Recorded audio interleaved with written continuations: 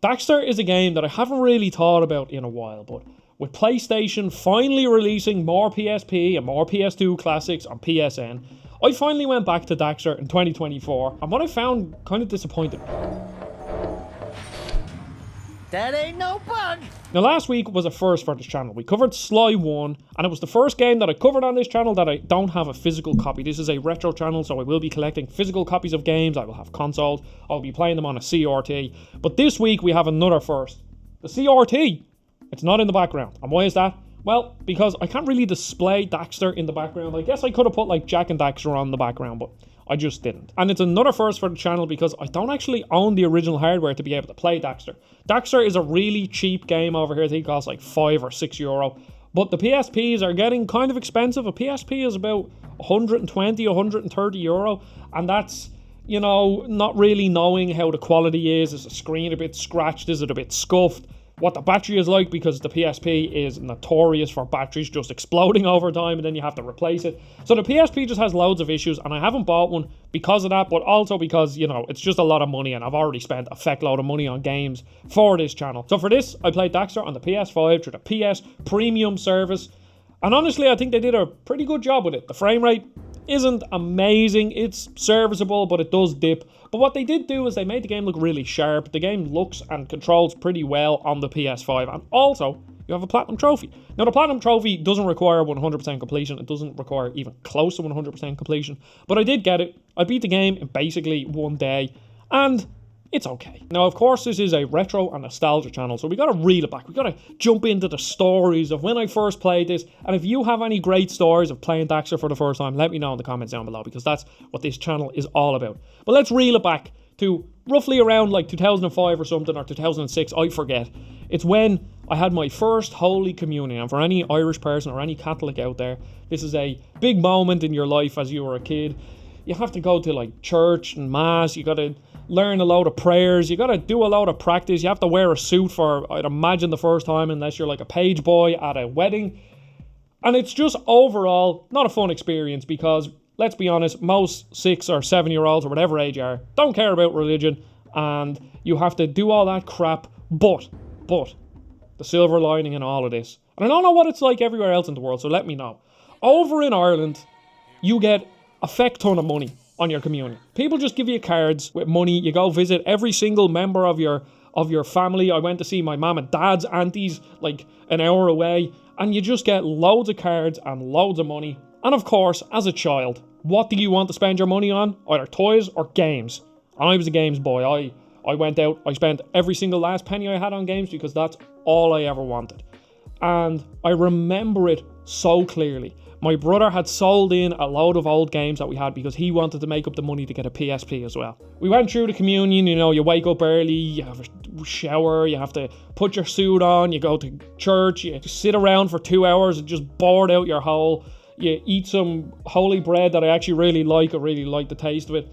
And then you go to every single family member that is within a reasonable distance from you. You go to your auntie's house, your uncle's house, you go to your mom's friend's house, you go to this area, and every single place someone hands you a card. And this was during, you know, let's reel it back even further. This was during the Celtic Tiger in Ireland. And I mean, the whole economy was busting everywhere, but Ireland was a special breed because this was the first time as a country Ireland really had any money. Like, a lot of people had money, and there was just money flowing out of everywhere. Now, eventually the economy went bust, and it's an absolute disaster. I could give you a history lesson, a historical economic lesson, but I won't. But anyway, money was flowing, everyone was having a great time. So people were handing you 50, €100, and I was like, oh my god, this is amazing. And then you get to count up all your money, and you're so excited. And then the light bulb goes off in your head, and you're like, oh, I have enough money to buy something. Oh, I can buy something big. Not just a couple of games, I can buy something big.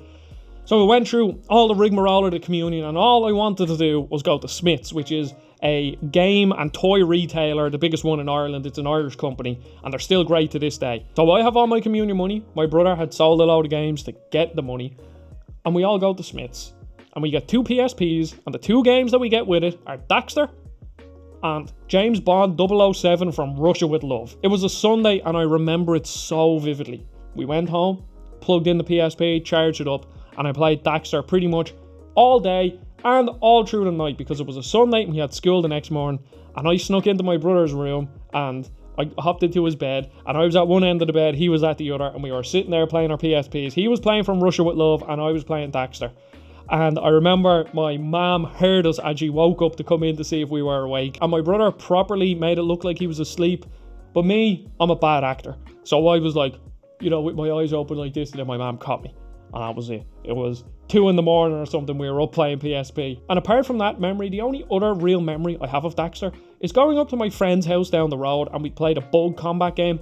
And I could be forgetting this, but I think we could play it against each other.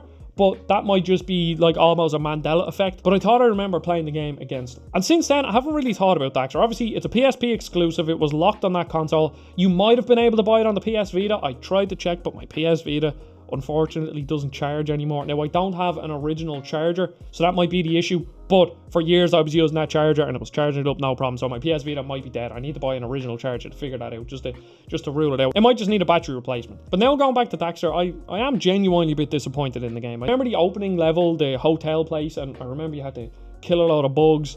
But apart from that, I completely forgot that this game is kind of open world, if you want to put it in that light. Like, you can hop on a scooter and drive around the world to the different levels and all that, but it's, you know, it's a very small open world. But that's really impressive for the PSP. Now obviously I'm playing it on the PS5, and the pre-rendered cutscenes are stretched. I don't believe they did anything to up-res them, so they are quite like blurry and all that, but they have that brand of Jak and Daxter humor where Daxter's a bit like sleazy and really sexual, and I don't really remember it being that. Obviously I was a kid, so I wouldn't have got half of the jokes, but some of the jokes in this game I was like, Daxter's just kind of a bit sleazy and a bit sexual, and it's strange. But playing it now as an adult, it's actually really entertaining and quite funny. So I'd imagine, you know, maybe if my dad was watching me play the game, he would have got a couple of jokes that I wouldn't have got. And, you know, that's what these sort of things are for. It's like when you watch SpongeBob as an adult. There's loads of jokes that we just didn't get when we were kids, and that's what I think makes sort of good cartoon comedy, is that it kind of has something for everybody. The kids can enjoy it, and also the adults can enjoy it, and I think they did a really good job with that. I think my biggest problem with this game is that it was the transition between Jak and Daxter and Jak 2. Now, I never played Jak 2, I played Jak 3, but you can see from Jak and Daxter to Jak 2 and 3, there's a completely different tone. The games are completely different, like the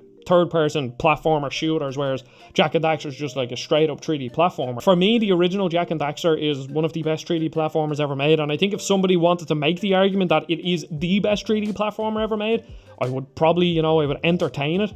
But then, as you get into Jak 2 and 3, they're completely different games. The tone is completely different, and I just prefer the older tone. So Daxter is the transition between the two, where you kind of have that semi-open world that you can drive around, and sort of a mission-based structure that I just personally don't like. And that was kind of rubbing me the wrong way. And throughout it, like, I think they got the charm right in the cutscenes, but then in the game, the levels aren't particularly memorable or clever, or they don't have particularly amazing music. Daxter doesn't really chirp or chime in when you're in the middle of the levels, which is, like, I think a big missed opportunity, because in the original Jak and Daxter, Jak was a silent protagonist, and then Daxter was on his back and he was like quipping and making jokes, and that kind of filled the dead air, which really helped the overall charm of the game. And here I think it's just missing that. I think this game kind of feels a bit empty. Another thing that it does is that the precursor orbs are basically one of the collectibles to get 100% completion, so each level has a finite amount of them. And this is something that I've struggled with in platformers a lot, because Spyro 2 is my favourite platformer of all time. But Spyro is obviously notorious for having to collect all the gems in the levels, which I just hate in every single game bar Spyro, and I don't understand why. I don't know why I'm okay with it in Spyro, but every single other game that does it I don't like. And I wish I could give you a better explanation as to why I don't like it, but I simply can't. And apart from that, you have gems that you can collect from the bugs. You just spam square essentially to kill them, and that's where the gameplay kind of, you know, hits a wall, because I don't think the game does enough to vary it up as you go along. Now, fair enough, I did play this game in one day. I put like 6 hours in less than 24 hours, and it is a handheld game. So some handheld games, you know, they're designed to be able to be played in short bursts. You know, you play a level here and then you hop off the bus, you go to college, and then on the bus home you play another level. They're not really designed to be binged the way a home console game is, and I understand that.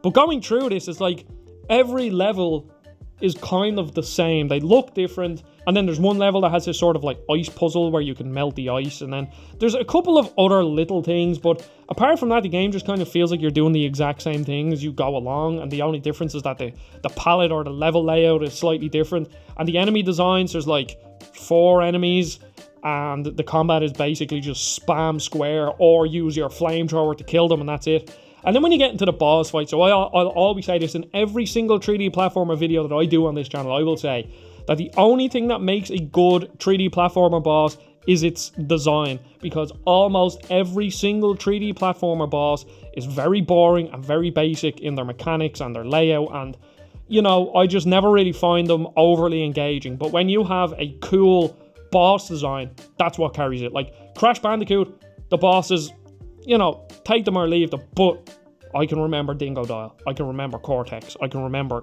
Crunch and Tiny and, you know, all of these characters. But here you're just fighting these like oversized bugs, and I understand Daxter is a bug exterminator, so obviously you'd be fighting bugs, but I'm just like, you know, I think that's my overall, like, this is weird because this is, as I said, this is a lot of firsts. It's a game I don't own the original hardware for. It's a game I don't own physically. It's the first game that I've played on, like, super modern hardware for this channel. I don't have the CRT in the background to show off the game. But I kind of wanted to save this channel for games that were, you know, inspired something in me, where I had a cool story. And yes, I had the cool story at the start of this, but now going back to it, I'm like, I kind of wish I didn't play it, because I think I would have preferred to leave my memories the way they are. Because that is the problem with some of these games that you have nostalgia for. Unfortunately, you're going to go back to them and you're going to realise that, A, they might be boring, they might be buggy, they might be broken.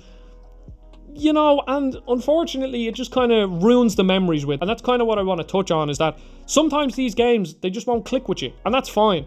But making videos on them is kind of hard, because I'm kind of struggling to come up with good talking points of why I don't like it. It's not so bad that it's like a funny video where I can point out, oh, look at this bug, or look at what happened here, or this interesting thing happened, or look at how this level is laid out. It's like everything in this game works fine. The enemies work fine. The attacks work fine. The platforming is actually pretty decent. The platforming with the hover jetpack thing, that actually feels really good. Hats off to them for that. But then the boss designs, completely fine. The level layouts, completely fine. The open world, completely fine. The mini games are kind of the thing that stands out mostly in my mind, because when you get into the mini games, they're all references to movies. So you have a Helm's Deep level, you have a Matrix level, you have a Gandalf fight in the Balrog level. Every single one of them is just a quick time event, press the buttons in the right order, and it's more just like, it's cool seeing Daxter like dressed up as Gandalf walking across a bridge, and that's entertaining. And as I said, the cutscenes are entertaining, but everything else about this game is like totally fine. Does Daxter deserve a permanent place in my collection? Because at some point I will buy a PSP, because I'm looking into buying one. I almost bought one a couple of weeks ago, but I just can't justify it right now with the money that I've already spent. But does Daxter deserve a spot in my collection? Unfortunately, I don't think so. I've a lot of nostalgia for it, as I said, with, you know, getting it attached to my community, me and my brother playing all the games, and that's brilliant. I'll always have them memories. But the game itself is fine, and that's it. Thank you for watching. That was Daxter. I will be back with more games, PSP, PS2, whatever's actually coming to the PS Classic, I'm going to cover on this channel, because I think it's a great way to sort of, you know, almost have a release cadence of games that I can go through. And Slide 2 will be next... No, actually, no, that's a lie. The next video will be Luigi's Mansion, because Luigi's Mansion 2 is out. I played that on the GameCube. Fantastic game. Spoiler alert. Goodbye. Subscribe.